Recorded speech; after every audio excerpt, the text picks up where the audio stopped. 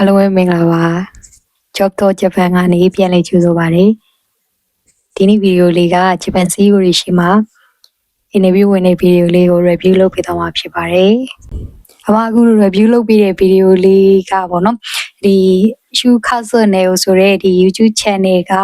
ဒီ interview program လေးကို review ပြန်လုပ်ပေးရဖြစ်တယ်ပေါ့နော်အဲ့ဒီ program လေးရဲ့အသွားလာဘယ်လိုလေးလဲဆိုလို့ရှိရင်သူက interview ဝင်တဲ့သူရဲ့ပြီးတော့မှဒီအလုံးခတ်မယ်ပေါ့နော် CEO တွေက4-5ယောက်သို့မဟုတ်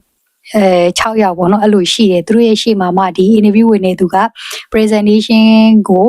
first presentation second presentation third presentation ဆိုပြီးတော့သူကဒီပေါ့နော်တင်ပြမှု3ပိုင်းလုပ်ရတယ်ပေါ့နော်အဲ့ဒါကိုကြည့်ပြီးတော့မှသူကဒီ CEO 4-5ယောက်ကနေပြီးတော့သူ့ရဲ့ company မှာခန့်မှလားမခန့်ဘူးလားဆိုပြီးတော့သူကအမှတ်ပေးပြီးတော့တခါတည်းဒီ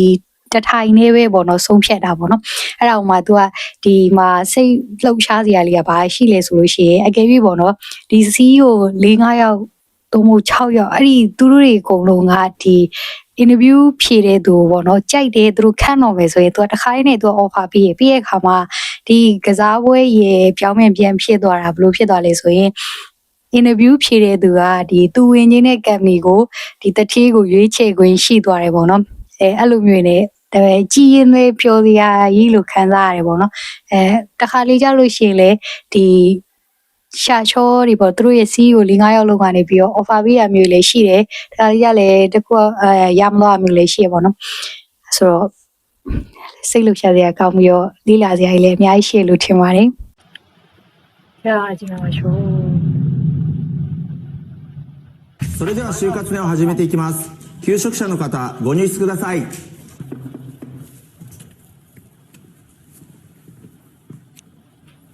失礼します今宵もဒီမှာတတိထားမယ့်ချက်ကသူ interview အခန်းထဲကိုမဝင်ရင်ဆိုလို့ရှိရင်သူကသူ့ရဲ့ဒီဂျပန်ယဉ်ကျေးမှုပေါ့နော်3ချက်ခောက်ရတယ်ခောက်ပြီးတော့မှဒီအခန်းကဖွင့်ပြီးဝင်လာတဲ့အချိန်မှာလေသူ့ရဲ့နှုတ်ဆက်လိုက်တဲ့အတန်ပေါ့နော်ရှစ်စရဲရှိမှဆိုတာမျိုးကအတန်တုံးလေသူမကြဘူးပြောခါကြအတန်နေအတန်ထားကဒီပြောရမယ်ဆိုရင်တုံးမှန်တယ်လို့ပြောလို့ရတယ်ပေါ့နော်တိုင်းမနေလို့မမြင်လို့နဲ့အထက်မှာပါတယ်ပြီးတော့ခါကျတော့သူဒီဘက်ကိုမဝင်ရင်ပထမဆုံး rare တစ်ချက်ပေးလိုက်တယ်ပေါ့နော်နည်းနည်းအယိုသေးပြလိုက်တာတစ်ချက်ပါတယ်ပေါ့နော်အဲ့လိုမျိုးလေးပေါ့သူ့ရဲ့ဒီမန်နာဝဲတားကြီးတော့သတိထားစရာမလိုပေမဲ့အဲ့ဒါလေးရတဲ့အမှတ်ပေးရဲ့အထင်မှာပါနေတာပေါ့နော်မန်နာကြီးကလေပထမဆုံးသူ့ရဲ့ဒီဝင်လာတဲ့အချိန်တော့ပြီးသွားပြီပေါ့နော်ပြီးတော့ဒီပြောရမယ်ဆိုရင်တော့ဒီ first impression ကအရေးကြီးတဲ့အတွက်ကြောင့်မလို့သူရဲ့ဝတ်စားစီရင်ပုံနဲ့ဒီသပင်ပုံနဲ့အနေထားလေးတစ်ချက်ကြည့်ကြအောင်ပေါ့နော်သတိထားမယ့်ချက်တွေက一人の求職者がただいまから1分間の自己紹介をしていただきますファーストプレゼンဒီမှာပထမဆုံးဆိုလို့ရှိရင်သူတို့အနေထားဒါကတော့အပြင်နဲ့နည်းနည်းကွာတယ်ပေါ့နော်အပြင်မှာဆိုလို့ရှိရင်တော့ကြီးကိုရှော့ခိုင်းဆိုတော့ကိုယ့်အနေကိုမိတ်ဆက်တယ်မိတ်ဆက်ပြီးတဲ့အခါမှာကွာတယ်ဆိုပေမဲ့လေဒီလိုမျိုးပေါ့နော် first presentation second presentation third presentation တော့အပြင်မှာအဲ့လောက်ကြီးတော့ခွဲမနေဘူးဆိုပေမဲ့မိတ်ဆက်ရတာချင်းကတော့အတူတူပဲပေါ့နော်ဒီလိုပုံစံမျိုးပြင်ဆင်သွားရမှာပဲဆိုတော့လေ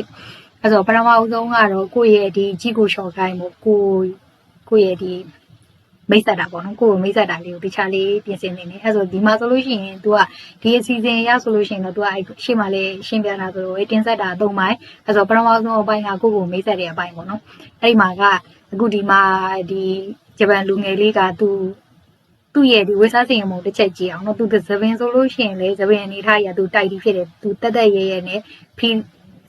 ပြင်ဆင်လာရေပေါ့နော်မိန်းကလေးဆိုလို့ရှိရင်တော့ neck line ကမပါလေးရတယ်ပြီးတော့ခါကျတော့ဒီမိန်းကလေးဆိုလို့ရှိရင်ရှက်ကအပေါ်ကျဲစည်းအပေါ်ဆုံးထိတက်လာတာလည်းရှိရဒါမှမဟုတ်လို့ရှိရင်အပေါ်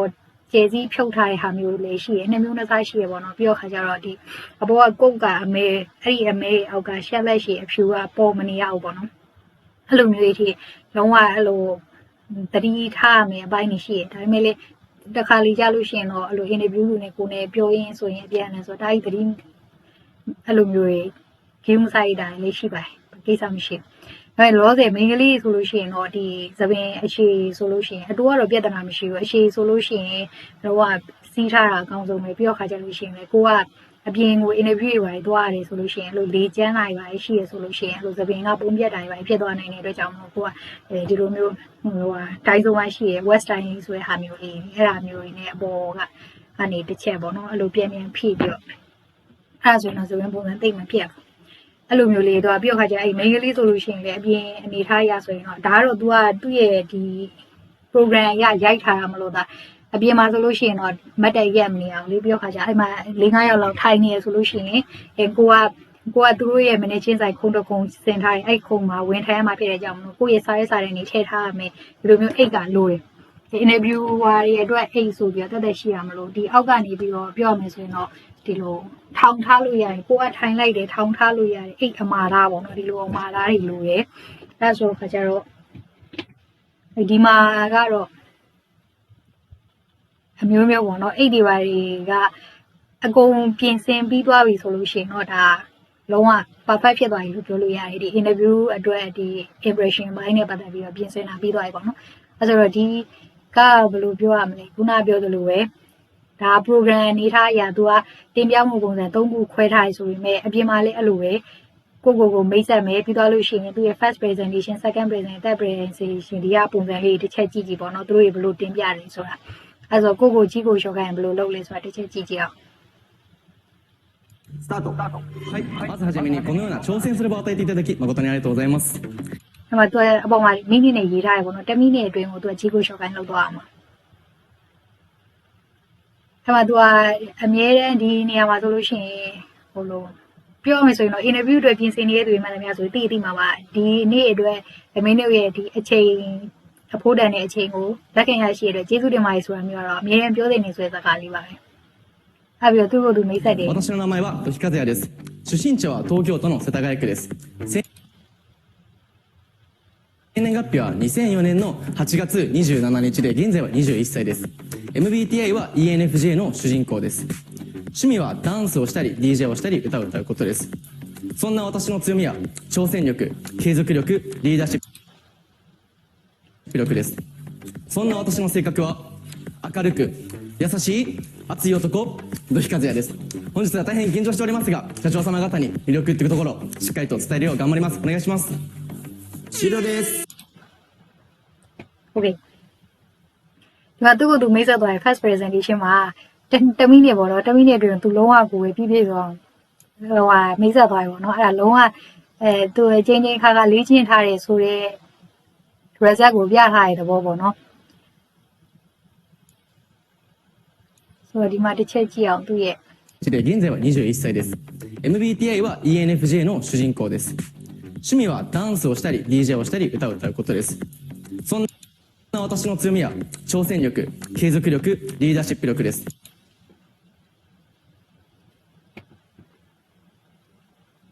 ဆိုတော့ဒီမှာကသူ့ရဲ့ဒီမွေးရမြေတို့ဘာတို့ကတော့ပြောသွားတာရေတော့ဟုတ်တယ်ပေါ့နော်ဒါပေမဲ့ဒီစိနေကပ်ပြီးတွေဘာတွေကတော့ပြောနေကြမလို့ဘူးလို့ထင်နေပေါ့ဒါကတော့သူကလုံးဝကိုပဲ perfect ဖြစ်အောင်လုပ်ပြင်ထားတဲ့သဘောပေါ့အပြင်မှာဆိုလို့ရှိရင်တော့ကိုယ့်ရဲ့ရှူရှင်းကိုပြောတယ်ပြီးတော့ခါကျကိုယ့်ရဲ့မွေးရမြေကိုပြောတယ်ကိုကဘယ်နဲ့နှစ်ဆိုတာမျိုးပြောမိတ်ဆက်ပြီးရခါပြီးတော့ဒီအပြင်မှာတော့ MBTI တွေဘာတွေလည်းသိပြီးတော့မလိုပါဘူးပေါ့နော်ရှူမိတယ်မလိုဘူးလို့ပြောရရင်တော့ဒါပေမဲ့အဲ့လိုမျိုးနောက်ပိုင်းကျရင်တော့အဲ့လိုမျိုး interviewer နဲ့ကိုနဲ့နည်းနည်း communication စကားအပြောဆိုလုပ်တဲ့အခါမှာတော့ပါကောင်းပါခြင်းပါနိုင်တယ်ပေါ့နော်ဒီຢာတွေက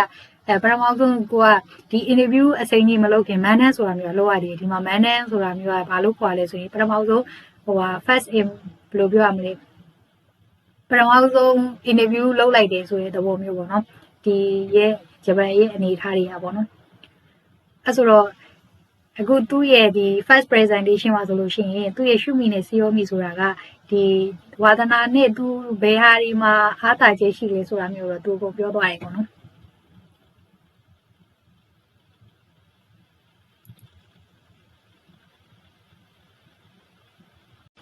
သူရှုမိတို့ဘာတို့ကတော့သူကဒီသူက dance တို့ DJ တို့ဟွာပြောထားပါတော့အမတို့ဒီအပြင်မှာဆိုလို့ရှိရင်တော့အပြင်မှာကြီးကိုရှော့ကိုင်းပြောတဲ့အခါမှာကိုယ့်ရဲ့ရှုမိတော့တိတ်ပြီးတော့မထည့်ပြဘူးပေါ့နော်ဒါပေမဲ့မထည့်အခါမျိုးဆိုလို့ရှိရင်လေကိုကနောက်ပိုင်းကျလို့ရှိရင်ဒီ interviewer နဲ့ communicate လုပ်တဲ့အခါမျိုးမှာမေးရမျိုးပါညာရှိရပေါ့နော်နိုင်ငံခြားကဆိုတော့စကားအနေထားကိုဘယ်လိုရှိလဲဆိုတော့သူကသိချင်တော့လေတကယ်ဒီမှာထည့်လိုက်မယ်ဆိုရင်တော့ရှုမိမှာသူကဒီ dance ဆို DJ ရောတချင်းဆိုတာကြိုက်တယ်လို့ပြောရတဲ့ကြောင့်မလို့ဟိုပြောရမယ်ဆို interviewer တယောက်အနေနဲ့ အဲ့လိုမျိုးကိုကသုံးသက်ကြည့်မယ်ဆိုလို့ရှိရင်ဒီတယောက်က group နဲ့လှုပ်ရှားရတဲ့ဟာမျိုးတွေမှာသူကအတွေ့အကြုံရှိရပေါ့ပြောရမယ်ဆိုရင်တော့ပေါင်းသင်းဆက်ဆံရေးအရာကြည့်မယ်ဆိုရင်တော့ပြဿနာမရှိနိုင်ဘူးဆိုတာမျိုးပေါ့နော်အဲ့လိုအကဲခတ်နိုင်တယ်အဲ့ပြီးတော့ခါကျတော့ဒီသူ့ရဲ့ CRM ကိုကြည့်မယ်ဆိုလို့ရှိရင်ချောဆန်လျော်ခုဆိုတော့ဒါသူက challenge ဘိုင်းလေးလောက်ရတာကြိုက်တယ်ပေါ့နော်ပြီးတော့ခါကျတော့ဒီမှာဆိုရင် case ကိုလျော်ခုဆိုလေသူကဇွဲလဲကောင်းနေပြီးတော့ခါကျတော့သူ့ကိုယ်သူဒါ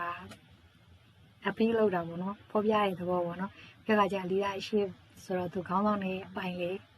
ပြီးကြိုက်တယ်ပေါ့ခေါင်းဆောင်နိုင်နေစွမ်းရည်လေသူမှရှိရဆိုရဲဟာမျိုးကိုသူဒါဘာလုပ်လိုက်တာမိတ်ဆက်ခင်နေဆိုတော့အဲကြောင့်မလို့ပထမဆုံးကြီးကိုရှော့ခိုင်းမှာကတော့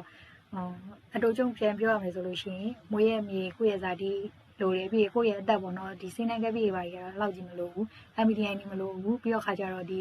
ရှုမိပါညာကလည်းနောက်မှသူနဲ့အမေးဖြေလုပ်တဲ့ခါမျိုးမှာထည့်လဲရတယ်ဒါမှမဟုတ်ရင်ကိုယ့်ရဲ့ဒီ COMI ကိုဘာဒီမှာတော်လဲပေါ့ကိုယ့်ရဲ့အားနေချက်ကဘာလဲဆိုတော့ထည့်ပြောသေးတယ်အတူကျုံပြန်ပြောရမယ်ဆိုလို့ရှိရင်မွေးရမြေကိုယ့်ရဲ့ဇာတိလိုတယ်ပြီးကိုယ့်ရဲ့အသက်ပေါ့နော်ဒီစိနိုင်ကပြည့်ပါကြီးကတော့လောက်ကြည့်မလို့ဘူး MBTI နေမလို့ဘူးပြီးတော့ခါကျတော့ဒီရှုမိပါညာကလည်းနောက်မှသူနဲ့အမေးဖြေလုပ်တဲ့ခါမျိုးမှာထည့်လဲရတယ်ဒါမှမဟုတ်ရင်ကိုယ့်ရဲ့ဒီ COMI ကိုဘာဒီမှာတော်လဲပေါ့ကိုယ့်ရဲ့အားနေချက်ကဘာလဲဆိုတော့ထည့်ပြောသေးတယ်最後に今後のビジョンについて1分間でプレゼンしていただきますサードプレゼンスタートဆိုဒီမှာက third presentation ရောက်သွားပြီပေါ့နော်တတိယမြောက်သူ့ရဲ့ဒီတိစမှုကတော့ vision သူ့ရဲ့ဒီစိတ်နေ့အတွင်းမှာသူဘာလုပ်မယ်ဆိုတာမျိုးအပြင်မှာဆိုလို့ရှိရင်လေအမတို့ကပထမဆုံးကြီးကိုရှော့ခိုင်းကိုဘာကြောက်မှာဘာတွေသင်ယူခဲ့ဆိုတာမျိုးတွေသူကပြောရတယ်ပေါ့နော်ပြီးတော့ခါကြတော့မှကိုကသူတို့ကမ်ပဏီမှာဘာကြောက်ဒါကတော့ဒီကမ်ပဏီအများကြီးဖြစ်တဲ့အတွက်ကြောင့်မလို့သူ့ရဲ့ဒီအလေကဟာလေးကတော့သူဘာကြောက်လုပ်ချင်နေဆိုတာမျိုးကထင်မထားဘူးပေါ့နော်ပြီးတော့ခါကြတော့အမတို့ဒီအပြင်ဘက်မှာဆိုလို့ရှိရင်တော့ကိုကကမ်ပဏီကအင်ဂျင်နီယာဆိုရင်လည်းအင်ဂျင်နီယာဥမာ position အနေထားအရဆိုရင်ကိုက site engineer ဝင်နေဆိုလို့ရှိရင်ကိုကဒီ site engineer ကိုဘာကြောင့်လုပ်ချင်နေဆိုတာမျိုးတွေကအဲ့လိုမျိုးတွေထည့်ရတယ်ပေါ့နော်ဘာကြောင့်ဆိုတာမျိုးတွေအဲ့ဒါပြတဲ့ကြောင့်မလို့ဒီက briefing ကမဖြစ်မနေဘူးလို့ရဘာလို့လဲဆိုရင်အမတို့ဒီပြောရင်ဘာလို့ပြောရင်ကျောင်းကနေပြီးတော့အလုပ်ရှာပြီးရဆရာကြီးဆိုလို့ရှိရင်မြန်မာတွေကအမြဲ2နှစ်3နှစ်တည်းကြိုးပြီးမစင်စားဘူးဆိုတော့အဲ့လိုအမျိုးကြီးအမြဲထည့်ပြီးတော့ပြောရပါတော့တကယ်တမ်းဆိုလို့ရှိရင်တော့သူတို့ဒီမှာသူတို့ရဲ့ interview ပုံစံကိုအတူယူကြည့်မယ်ဆိုလို့ရှိရင်လည်းသူတို့လည်းအဲ့လိုပဲ short line ခင်နေရစနေပုံစံမျိုးလောက်ထိသူတို့တွေကပြောထားမျိုးရှိရပါတော့အဲ့ဒီခါကျမှဟိုအဲ့လိုပါလားဆိုတော့ဒီတာဆိုတော့မတို့လည်းအဲ့လိုပဲ interview ဖြေလို့ရှိရင်အဲ့လိုပထမပိုင်းနေကြာပြောရမယ်ဆိုရင်တော့အများကြီးပါပဲအများကြီးဖြေခဲ့ရဆိုတော့လိုရဲပေါ့နော်ဒီ vision ဆိုတာမျိုးကလည်း interview မှာထည့်ကိုထည့်ရမယ်အပိုင်းဖြစ်တယ်အဲ့ဒါဒီဟာကလုံးဝကိုပဲခြံထားရလို့မရအောင်ရိုး interview တွေသွားဖြစ်ရိုး interview ဆိုတာတဲ့ဘာလို့ပုံမှန်စဉ်းစားနေတဲ့အတိုင်းဆိုလို့ချင်းကြီးကိုရှော့ခိုင်းဒီတိုင်းအဲ့လိုမျိုးကိုယ့်ရဲ့ဒီ site တွေအတိုင်းပြောရမျိုးရှိရပါတော့ဒါပေမဲ့အပြင်မှာကတော့ကိုယ့် site ထဲမှာသူတို့ကံမျိုးဘာကြောင့်လုံးချင်နေပါညာဆိုတာထည့်ထားရဆိုပေမဲ့အပြင်မှာကိုယ့်ရဲ့ဒီပြောရမယ်ဆိုရင်ကလေးဘဝတွေအတိုင်း background တစ်ခုခုပဲဖြစ်ဖြစ်ဒါမှမဟုတ်လေတက္ကသိုလ်မှာတခု background ကိုအခြေခံပြီးပြောတာကကောင်းတယ်လို့ထင်တယ်私の将来のビジョンは現状に満足せず常に新しい挑戦を選び続ける社長様方のような経営者になることです、そのためにまずは営業職としてお客様との理解を深めたりとか、သူဒီမှာပြောတာတွေဆိုလို့ရှိရင်တော့ဒီ CEO တွေလိုမျိုးပဲသူကလေ businessman တယောက်ဖြစ်ချင်တယ်လို့ပြောတာပါတော့စီးပွားရေးလုပ်ငန်းရှင်တယောက်ဖြစ်ချင်တယ်ဆိုတာမျိုးဒါကြီးတော့မပါဘူးပေါ့နော်အဲ့ဆိုသူ့ရဲ့ဟာလေးတစ်ချက်ကြည့်အောင် career plan မြစ်တာ plan ပေါ့နော်အဲ့ career plan ကြည့်အောင်ပြီးဒီမှာဆိုရင်ရှင်းစုနေရှာပေါ့သူဝဲရပြီးတော့နော်ကမ်မျိုးဝင်ပြီးတော့တနေ့မြောက်မှာသူက executive တော့ဘူးလို့ပြောတာဒီသူ့ရဲ့ဒီ business ဘိုင်းပေါ့နော် business ဘိုင်းနဲ့ပတ်သက်ပြီးတော့ဒီရောင်းအားဘိုင်းနဲ့ပတ်သက်ပြီးတော့အမြင့်ဆုံးပေါ့နော်တောက်ဖို့ရအောင်လုပ်မယ်တဲ့ပြီးတော့နှစ်နေ့မြောက်မှာဆိုလို့ရှိရင်သူကချင်းမှု leader ဆိုတော့ဒီသူ့ရဲ့အဖွဲ့ရဲ့ leader ဖြစ်လာမယ်ပေါ့သုံးနေ့မြောက်ဆိုလို့ရှိရင်သူကရှိခိကြီးကြီးနေတာဆိုစားရီအဲ့မှာဆိုလို့ရှိရင်သူသုံးနေ့မြောက်မှာလုပ်ငန်းဒီ agro နဲ့ပတ်သက်ပြီးတော့လုပ်ငန်းတစ်တည်နဲ့သူလုပ်ကြည့်ခြင်းနဲ့ဒါဆိုစားရီလို့ဒီမှာပြောထားတာကသူလောက်ကင်ခြင်းနဲ့လို့ပြောပါတော့ဒီမှာဆိုလို့ရှိရင်ဒီ interview နဲ့ပတ်သက်ပြီးတော့သုံးနေ့ဒီလုပ်ငန်း business အသုံးနေရရှိရပါတော့အဲ့ဒါကြီးကတော့တဖြည်းဖြည်းချင်းကိုက အဲ့လို interview ဝင်နေကြရင်လေးလာတာတို့ပါတော့ပေါ့နော်အဲ့လိုမျိုးလုပ်ချင်မှသိမှာအဲ့ပြီးတော့မှသူကဒီမှာ KNO ခိတာရီလို့ဆိုတော့ဒီသူ့ရဲ့စီးပွားရေးအမြင်နဲ့ပတ်သက်ပြီးတော့ဒါတွေကိုသူ့ရဲ့ပြောရမယ်ဆိုရင်တော့စွမ်းအားကြီးပေါ့နော်စီးပွားရေးနဲ့ပတ်သက်ပြီးတော့သူ့ရဲ့အမြင်တွေပါတယ်ကိုညှင့်တင်သွားခြင်းနဲ့တဖြည်းဖြည်းနဲ့အဲ့ပြီးတော့မှဒီနေကျူတိုင်ကိုဟန်ကတော့သူ့ရဲ့ဒီ20ရဲ့25 26 29ပေါ့နော်29 28ဘာညာပေါ့အဲ့လိုမျိုးနောက်ပိုင်းဆိုလို့ရှိရင်တော့သူအေဂီယိုရဲ့ signature အနေနဲ့ဖြစ်လာခြင်းလေဒါကတော့ဒီသူ့ရဲ့ signature plan ကိုပြထားတာပေါ့နော်သူကက22နှစ်ဆိုတော့ signature ဆိုတာဒီသူ့ရဲ့ဒီ business နဲ့ပတ်သက်ပြီးတော့တာဝန်ခံရတဲ့နေရာမျိုးတစ်ခုဒီပေါ့နော်ပြောရမယ်ဆိုရင် signature ဆိုတာတော့ဒီမှာ site engineer ဘိုင်းဆိုလို့ရှိရင်လေ signature ဆိုရင်ပြောရမယ်ဆိုရင်တော့4-5နှစ်နောက်ပိုင်းအဲ့လိုမှဖြစ်တာထင်ပါတယ်ဒါတာဝန်ယူမှုကြီးတဲ့ဘိုင်းရောက်သွားတာပေါ့နော် signature ဆိုတာများဆိုတာအထွေထွေဘာညာရှိမှာပေါ့အဲ့ပြီး29နှစ်ဆိုရင်တော့သူလုပ်ငန်းတစ်ခီရောစမယ်ပေါ့နော်အဲ့လိုမျိုး plan မျိုးပြရတာပေါ့နော်ဒါကတော့သူကဒါ AEO ဘိုင်း business ဘိုင်းလို့ business နဲ့ပတ်သက်ပြီးသူဒါသူ့ရဲ့အမြင်ပေါ့နော်ဒါပေမဲ့တကယ်တမ်းဆိုလို့ရှိရင်တော့သူ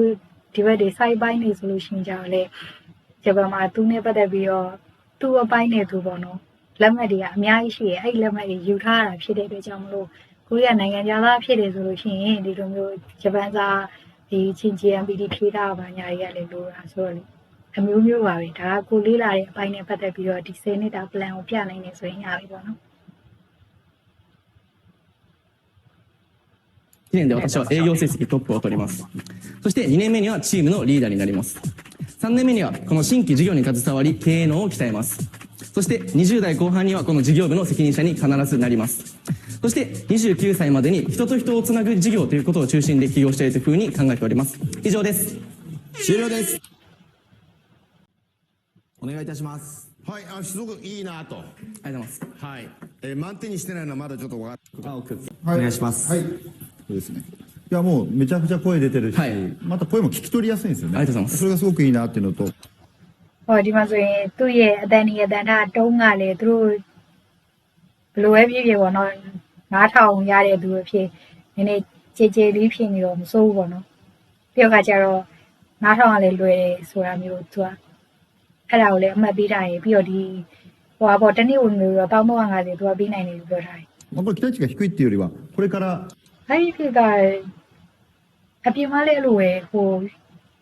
အတန်ကပေါ့နော်အတန်ကဒီဟိုအပြင်မှာဒီလိုမျိုးလူချင်းတွေ့ပြီးတော့ interview လုပ်ရတာမျိုးဆိုရင်ပြဿနာမရှိပေမဲ့ကိုယ့်ရဲ့အတန်ကပုံမှန်အနေထားတဲ့နည်းနည်းလေးကျေပြီးပြောတာမျိုးကတော့အကောင်းဆုံးပဲပြောခါကြတော့ဒီ online နေ interview ရတဲ့ခါမျိုးဆိုလို့ရှိရင်တော်တော်လေးအခက်တွေ့ရအမှန်တော့ဆိုလို့ရှိရင်အတန်ကတိုးနေရတဲ့ကြောင့်ပြီးတော့ခါကြတော့interviewer ဘက်ကနေပြောနော် interview ရဲ့သူဘက်ကဒီစကားကပြီးသွားပြီလားဒါမှမဟုတ်သူဆက်ပြောခြင်းနေရလားဆိုတာမျိုးကနည်းနည်းလေးအဲ့လိုမျိုးခမရနည်းနည်းခက်တယ်လို့ပြောလို့ရတယ်ဒီ online ကနေ interview ရတဲ့ဟာမျိုးတွေမှာဆိုလို့ရှိရင်လေနည်းနည်းခက်တွေ့ရအဲ့အရာလေးပိုင်းရတော့သူကဒီအောင်ပြီးသွားပြီလားကိုယ့်ဘက်ကဒါကဟိုဖြေတော့မယ်ဆိုရင်သူ့ဘက်ကအဲ့လိုမျိုးမေးခွန်းအဆက်မပြတ်နေတာမျိုးလေးတွေဒါမှမဟုတ်လို့ရှိရင်ကိုကဖြေလိုက်ပြီမယ်အဲ့လိုသူ့စကားဖြတ်ပြောတာမျိုးဖြစ်သွားတာမျိုးဖြစ်ခဲ့ရမျိုးရှိရပေါ့နော်အဲ့လိုမျိုးまだ何が出てくるんだろうっていうちょっと逆の期待値で、山本社長。甘い。100点、550万。နေဆုံးပဲပေါ့နော်ရခုတဲ့ကိုရခုကိုကြည့်မယ်ဆိုဟိုတနေ့ဝင်မယ်350ဒီပေးခဲ့ရပါတော့အဲ့လိုမျိုးဒါတော့ဒီကမ်ပဏီက CEO 9ယောက်ထိုင်နေနော်အဲ့9ယောက်ကသူ့ကိုရောက်ကပ်ပေးတယ်အဲ့မှာဒီစာရုံးအဲ့လိုမျိုးခက်မှမခက်မိဘူးဆိုတော့နောက်ပိုင်းနည်းစိတ်ကြည့်အောင်